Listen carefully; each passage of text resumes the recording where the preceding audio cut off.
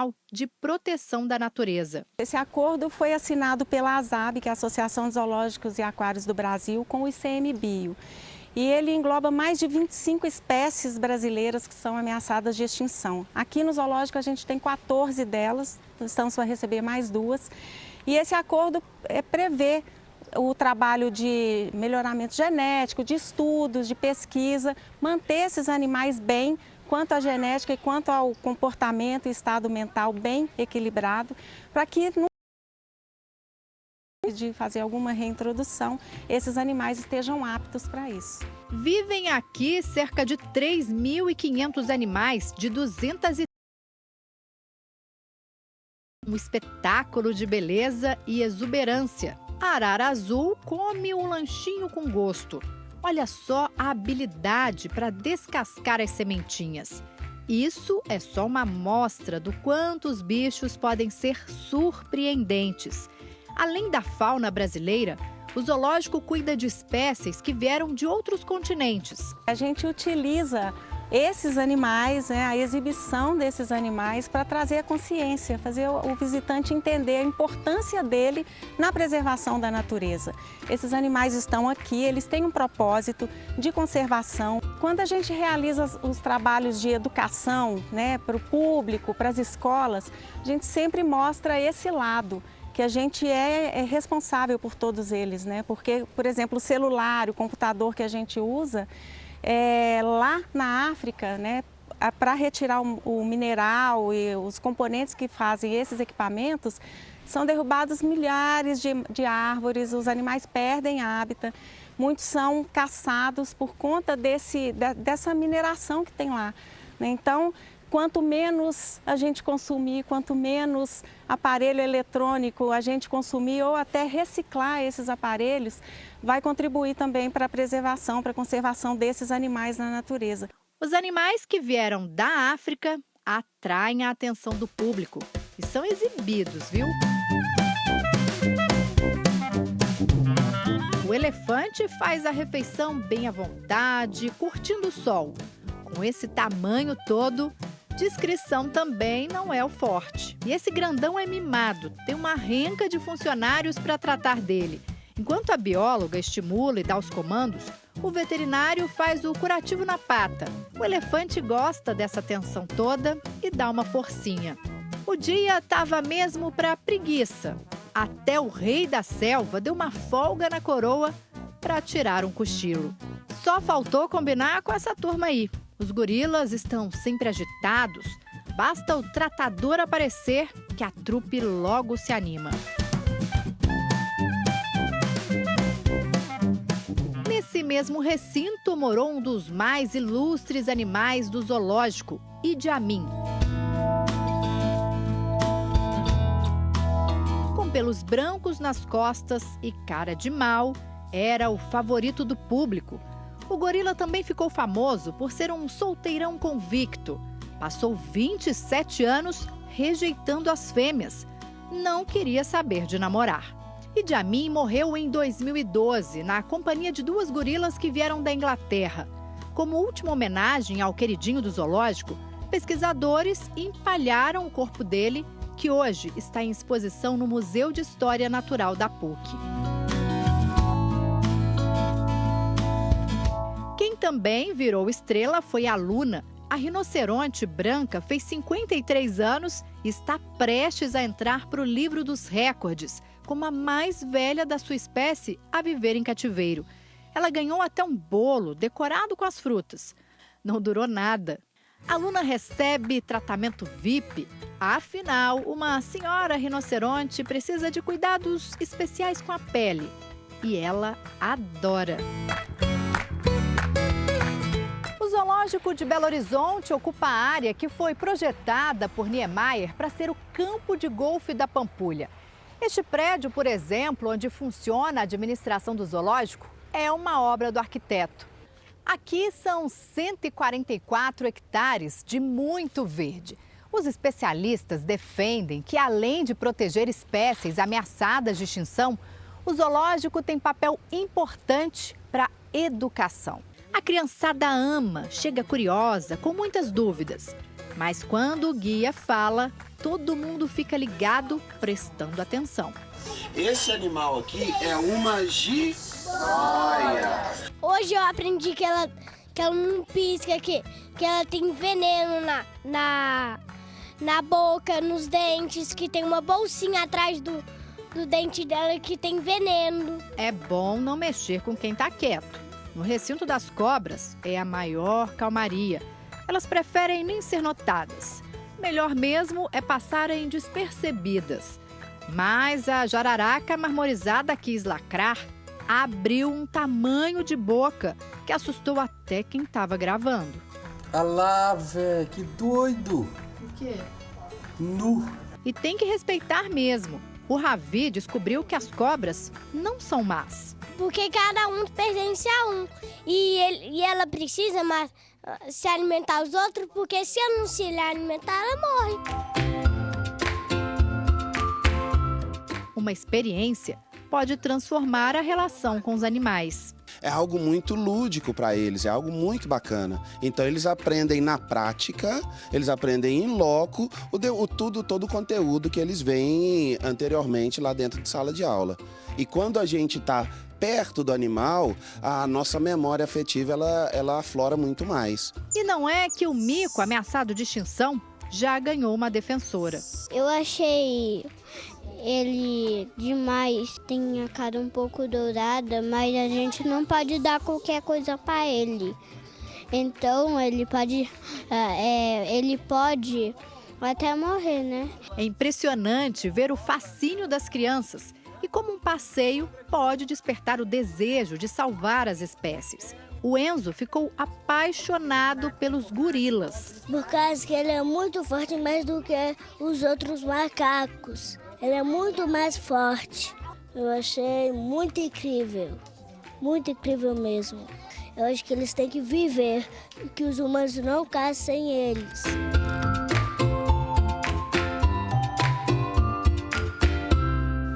A Fundação Zoobotânica também está atenta à vida que existe nos rios. O aquário municipal tem mais de 50 espécies de peixes do São Francisco, algumas ameaçadas de extinção. O pirata-manduá, ele está extinto por quê? Principalmente por causa, ele é um peixe que era muito sensível, né, à subida de rio.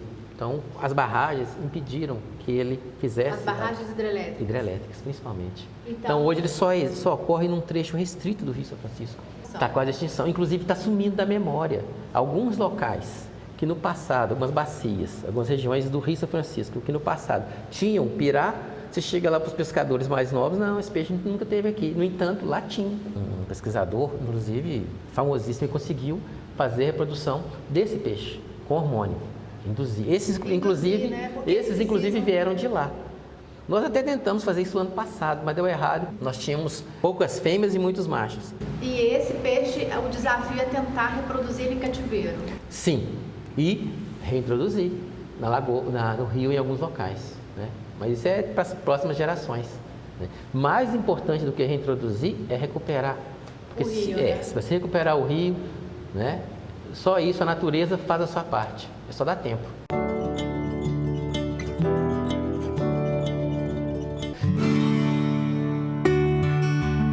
O ecossistema da Pampulha é um só.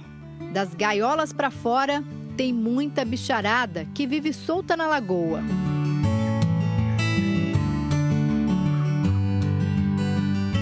Escuta só a cantoria que vem das árvores. Periquitos conversam gritando e não param de falar nem enquanto caminham pela árvore. A rotina é movimentada na orla da Pampulha. Enquanto uma coruja descansa, a outra fica de guarda.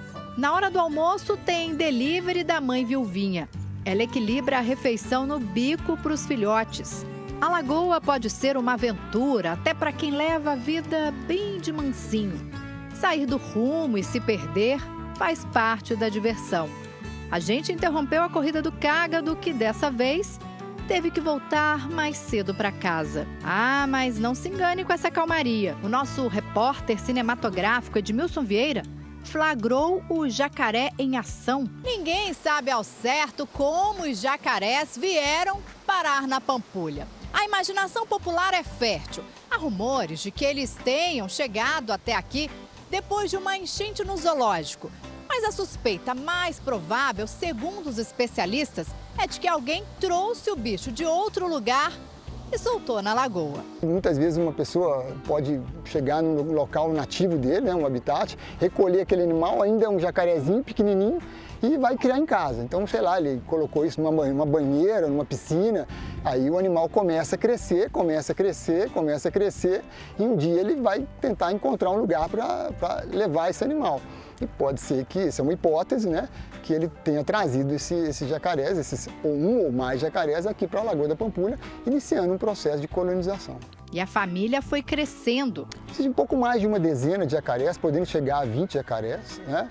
Mas essa população pode oscilar, justamente porque em algum momento, quando ele se reproduz, aí você tem uma ninhada aí que pode ter 12, 15 jacarezinhos pequenos, né, esses filhotinhos, mas que justamente por esse processo são animais que acabam sendo frágeis, né? Esses filhotinhos ficam fragilizados e acabam sendo presas de predadores que se encontram por aqui. A primeira vez que um jacaré foi visto na Pampulha, em 1979, virou até notícia no Jornal Nacional. E como que os bombeiros fizeram para pegar o jacaré? Pegaram e laçaram e eu ajudei a pegar pelo rabo do jacaré. No ano passado, uma mãe jacaré ganhou as redes sociais. Ela foi flagrada tomando sol junto com os 11 filhotinhos. Conviver numa lagoa com jacarés pode ser perigoso. Por isso, a estratégia de alguns animais é passar batido, como o curutié, um passarinho marrom, morador bem antigo e que dificilmente a gente consegue ver. Um clique desses vale muito para pessoas como Paulo. Ele é engenheiro e ama fotografar a natureza. Por exemplo, hoje eu fotografei libélulas, insetos, plantas, fungos, tudo que existe de forma de vida. É um ambiente muito peculiar por estar num meio urbano, né? Então, propicia uma série de condições para crescimento, né? Proliferação de vida selvagem dentro do meio urbano. Manter toda essa biodiversidade passa pela preservação das áreas verdes. Essa floresta protegida fica bem no meio da cidade. Nós estamos na estação ecológica da UFMG, a cerca de 2 quilômetros da Lagoa da Pampulha. E segundo os biólogos, essa mata é considerada um trampolim, principalmente para as aves. É como se fosse um porto seguro que garante a sobrevivência de muitas espécies. A estação ecológica, ela foi tombada pelo patrimônio, pelo Conselho Deliberativo do Patrimônio Cultural, Histórico-Cultural da Prefeitura de Belo Horizonte em 1992. Mas aqui essa área era uma fazenda, então a gente tem aqui ainda esses registros aqui, tem eucaliptal, tem jaqueiras, mangueiras, tem várias frutíferas que a gente encontra ainda, que era de região de quintal, de fazenda mesmo, mas tinha ainda fragmentos de mata nativa. E esses fragmentos eles foram se recuperando e deram origem ao que é hoje a estação. São 114 hectares de mata preservada. Um local que virou abrigo para os bichos. Tem já registros anteriores até de espécies ameaçadas de extinção no âmbito mundial, como o do gavião-pombo pequeno. Então tem um registro aqui na Estação Ecológica, que foi o primeiro registro desse gavião-pombo pequeno na região de Belo Horizonte. A professora explica que na natureza, floresta e bichos estão interligados e dependem um do outro para sobreviver. A fauna aqui ela é importante para a manutenção do sistema. Tem várias espécies que são responsáveis pela dispersão dessas espécies da flora para o sistema continuar existindo. Por exemplo, o jacu. O jacu, ele come vários frutinhos e vai dispersando essas sementes pela mata e por isso mesmo a mata vai se mantendo ao longo do tempo e vai expandindo. O sonho é esse, expandir o verde pela cidade. Uma pesquisa da professora Dodora e da aluna Gabriela Kathleen mostrou que trampolins ecológicos podem levar animais e plantas para toda a cidade. A partir do momento que você cria esse corredor ecológico, você aumenta o fluxo de espécies de mamíferos e outras espécies que podem ser dispersoras. E a gente pode, inclusive, pensar que a gente pode ver bicho que hoje, né, a gente vê muito na Pampulha, a gente pode ver por tudo quanto é canto da cidade, né? Uma área que é bem pequena é o Elias Michel, que é aqui no bairro Ouro Preto, pertinho aqui da Pampulha, que lá tem muito jacu. E eu conversei com a gestora do parque e ela me disse que esses jacus, eles são daqui da estação ecológica, daqui do FMG, que às vezes eles migram para lá. Então você tem esse fluxo de espécies entre fragmentos maiores e fragmentos menores, então não somente áreas grandes igual a estação ecológica, é importante também para a migração dessas e dispersão de espécies. Criar os corredores é uma forma de garantir a variedade dos animais. Se você concentrar uma população num fragmento só, não tiver contato com outras populações de uma mesma espécie, essa espécie pode ser levada à extinção, a declínio. Porque a partir do momento que você não tem variabilidade genética, você não tem como, por exemplo, ter resistência para doenças e outras coisas que podem incidir sobre aquela população. O trabalho já tem parceria da Prefeitura de BH. A previsão é que ele seja colocado em prática nos próximos 5 anos. O desafio vai ser o desenvolvimento de estratégias para ligar esses fragmentos. A estudante reforça que a iniciativa vai também aumentar a proteção dos corredores que existem e que poderão ser incluídos no Sistema Nacional de Unidades de Conservação. A partir do momento que você consegue encaixar essas áreas dentro dessa lei, elas têm um respaldo e elas têm uma proteção maior. Elas seguem algumas diretrizes, então se a gente consegue implantar esse mosaico, a gente consegue posteriormente colocar essas áreas dentro do sistema também.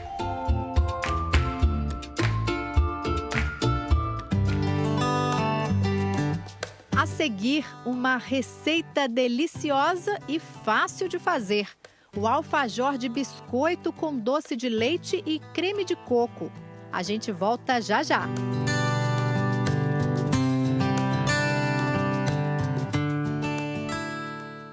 Doar sangue é um ato de solidariedade e um gesto de amor ao próximo. Imagine ser o herói de alguém, trazer esperança e dar uma segunda chance a quem mais precisa. Quem doa sangue tem o poder de salvar vidas. E você, o que está esperando? Seja um doador. Ligue para o Hemocentro ou banco de sangue mais próximo e agende sua doação. Eles estão de braços abertos para proporcionar uma experiência segura e confortável. Neste momento, alguém precisa de você. Faça uma boa ação. Doe sangue, doe vida. Uma iniciativa EPTV.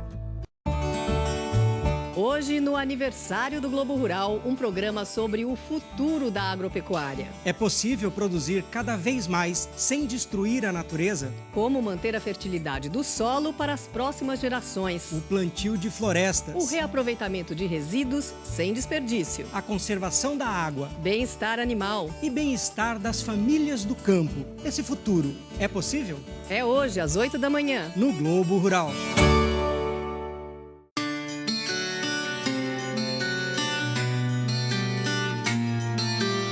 Se você é fã de doce, aproveita que a nossa sobremesa é gostosa e fácil de fazer. A nossa receita de hoje é uma sobremesa bem mineira. Leva doce de leite, limão e cachaça. É um alfajor de doce de leite com creme de coco. E quem vai ensinar o passo a passo pra gente é o chefe de cozinha, Rafael. E eu queria entender, Rafael, de onde vem essa inspiração para um alfajor mineiro? Bom, alfajor sempre foi uma das minhas sobremesas favoritas. E aí, quando eu vim para o restaurante, eu senti falta de uma sobremesa com doce de leite e resolvi trazer minha sobremesa favorita para cá, dando um toque mineiro, adicionando alguns ingredientes que a gente tem aqui na horta, que a gente produz aqui no restaurante. Agora, curioso que quando a gente fala em alfajor, todo mundo assim pensa naquele bolinho, né, assim mais fofinho. Gente, o alfajor mineiro que o Rafael criou tem tudo a ver com a nossa infância, né, Rafael? Ele é feito com um biscoito quebra-quebra de amido de milho, uma raspinha de limão e doce de leite, é claro que não pode faltar no alfajor, né? O que você tem aqui que você coloca, assim, que é a cara do nosso estado? Tá, a gente tem limão capeta, cachaça e doce de leite. Esse doce de leite especial? Esse doce de leite é de búfala, produzido lá no sul de Minas, que chega quase que exclusivamente pra gente aqui no restaurante. e eu resolvi criar a sobremesa com ele. Todos os ingredientes e o passo a passo você encontra no site do Terra de Minas. É só escanear esse código aqui na tela. Bora aprender a fazer essa delícia então. Primeiro de tudo, a gente vai tirar as raspas do limão capeta, vai misturar no açúcar refinado e esfregar bem. Vai soltar óleo nesse açúcar, o óleo da casca do limão vai soltar e a gente vai aromatizar mais ainda esse açúcar. Agora a gente vai entrar com manteiga. Aqui você pode ver que eu tenho dela um pouco ralada e um pouco em cubos, porque fica mais fácil de dissolver ela no açúcar. Aqui ela está em temperatura ambiente, hoje está um dia mais frio, mas ela já... Se ela tiver mais molinha, melhor ainda, né? Melhor ainda. Aqui eu vou só dissolver o açúcar na manteiga primeiro, porque a gente vai entrar com outros ingredientes depois. Para quem não gosta muito de colocar a mão na massa, você pode ir direto na batedeira. Aqui agora a gente vai entrar com os ovos. São 3 ovos. São 2 gemas e um ovo inteiro. Agora aqui eu vou usar a batedeira manual. Ah, ótimo. Um fouet. Aqui a gente vai bater ele até ela ficar mais ou menos lisinha, porque não é um biscoito que a gente quer ter tanto trabalho assim. Tá vendo? E quanto mais você bate, mais clara ela vai ficando. Vai clareando mais. 300 gramas de amido de milho. Aqui eu já vou colocar farinha de trigo e 6 gramas de fermento. Já pode misturar os secos. Já pode misturar tudo junto. Eu vou mexer com a colher de pau só pra gente incorporar um pouquinho a parte mais líquida com o sólido, com o seco, e depois eu vou com a mão, porque não vai ter jeito de fugir de mexer essa massinha com a mão. Colocar 25 ml de cachaça, aqui tem um pouquinho a mais. A cachaça é para trazer esse, que dá, né, um gostinho no final, depois que assa, dá essa, e para trazer essa mineridade também para a receita. Agora não tem batedeira, não gente, tem. não tem colher, agora é tudo na mão. A nossa massa já está no ponto, todos os ingredientes estão bem distribuídos na massa e ela está super macia. Não tá ela não agarrando gruda na na mão, não precisa de óleo na mão, nem nada. Agora a gente vai abrir a massa e a parte boa para colocar as crianças para fazer. Ah, isso é bom, Porque pode colocar a criançada para brincar junto. Na verdade, essa receita toda você pode colocar a criançada, porque não tem fogo, não tem faca, é uma coisa para você mexer com a mão, já é uma... Férias está chegando aí, já é uma boa atividade. Aqui a gente tem um cortador. Ah, não tem um cortador, o que eu faço? Um copo. Molho, passo o copo na farinha de trigo, no amido de milho. Vem, e vai fazendo. E corta. Aqui a gente leva para o forno, depois é só montar a sobremesa. Então, dica importante, torno de 180 graus. 180 graus. 12 minutos. De 12 a 14 minutos, depende do seu forno. Sai assim. Esse a gente fez com meio centímetro, mais ou menos. Cresce pouquinho, Cresce né? pouquinho. Ele vai variando. Tem que tomar cuidado que ele é um biscoito bem frágil. Antes de servir, a gente vai fazer um creminho de coco com leite condensado. Aqui é super simples, é só misturar. Aí, ó, eu venho com o biscoito na mão. Com muito cuidado, Com muito cuidado. Eu tenho aqui um doce de leite. O doce de leite está no saco de confeitar, mas você pode passar com uma colher. Olha que lindo. Olha o alfajor. Olha o alfajor surgindo. Olha o alfajor aparecendo, ó. Eu coloquei com muito cuidado aqui em cima. Agora a gente vai decorar com um pouco de lasca de coco. Essa lasca você mesmo fez, né? Essa lasca eu mesmo fiz. Se a pessoa quiser fazer em casa, é difícil? Não, descasca o coco, tira aquela pele. E para fazer essa lasca, em vez de usar a faca, a gente usa um descascador de legumes. 180 graus de 4 a 5 minutos. Gente, que facilidade. Aí fica assim. Fica assim. Aí você vai mexendo ele, você vê que ele não tá torradinho, dependendo do forno, você mexe ele para ele não queimar. Agora a gente decora com a lasca de coco. Vou colocar mais uma aqui. E aqui eu trouxe uma florzinha de mostarda lá da horta para dar um contraste amarelo aqui, ó.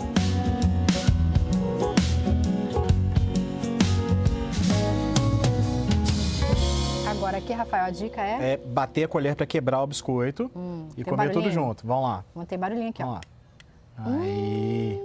Gente, uma delícia.